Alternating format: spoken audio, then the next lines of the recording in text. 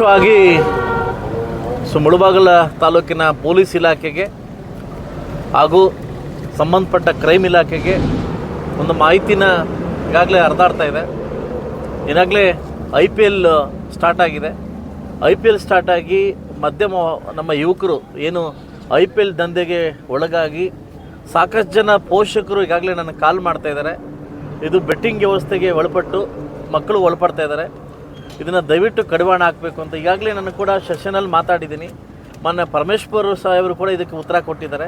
ತಾವು ಕೂಡ SP ಆದರೂ ಕೂಡ ನಂಗೆ ಉತ್ತರ ಕೊಟ್ಟಿದ್ದೀರಿ. ಇದನ್ನು ಸಮರ್ಪಕವಾಗಿ ನಾನು ತಡೆಗಟ್ತೀನಿ ಅನ್ನೋ ಉತ್ತರ ನೀವು ಕೊಟ್ಟಿದ್ದೀರಿ ನನಗೆ ಸೆಷನಲ್ಲಿ. ಆದರೂ ಕೂಡ ನನಗೆ ಅದು ಅಸಮರ್ಥ ಉತ್ತರ ಅಂತ ಕಾಣಿಸ್ತಾ ಇದೆ.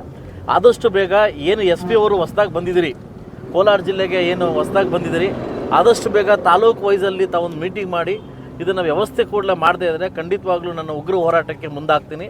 ಈಗಾಗಲೇ ಮುಳಬಾಗಿಲು ತಾಲೂಕಿನಲ್ಲಿ ಟೌನಲ್ಲಿ ಗಾಂಜಾ ಇವತ್ತು ಯಥೇಚ್ಛವಾಗಿ ಮಾರಾಟ ಆಗ್ತಾ ಇರೋದು ನನ್ನ ಗಮನಕ್ಕೆ ಬಂದಿದೆ.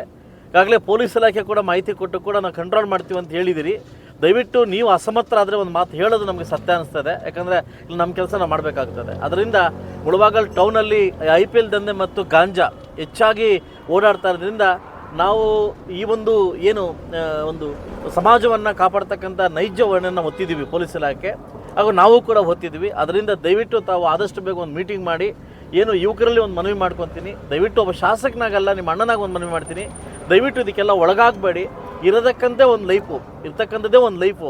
ಈ ಲೈಫಲ್ಲಿ ತಂದೆ ತಾಯಿ ಇದ್ದಾರೆ, ಪ್ರಪಂಚ ಇದ್ದಾರೆ, ಅಕ್ಕಂಗಿರಿದ್ದಾರೆ, ನಾವೆಲ್ಲ ಇದ್ದೀವಿ. ಬಟ್ ಈ ಲೈಫ್ನ ಕಳ್ಕೊಳ್ಳೋಕೆ ಹೋಗಬೇಡಿ. ಈ IPL ದಂಧೆ ಮತ್ತು ಏನು ಈ ಗಾಂಜಾದಕ್ಕೆ ಒಳಗಾಗಿ ನಿಮ್ಮ ಜೀವನವನ್ನು ನಾಶ ಮಾಡ್ಕೊಂಡು ಹೋಗಬೇಡಿ ಅಂತ ಒಬ್ಬ ಶಾಸಕನಾಗಲ್ದ ಒಬ್ಬ ಅಣ್ಣನಾಗಿ ನಿಮ್ಮ ಹತ್ರ ಕೇಳ್ಕೊತಾ ಇದ್ದೀನಿ. Thank you.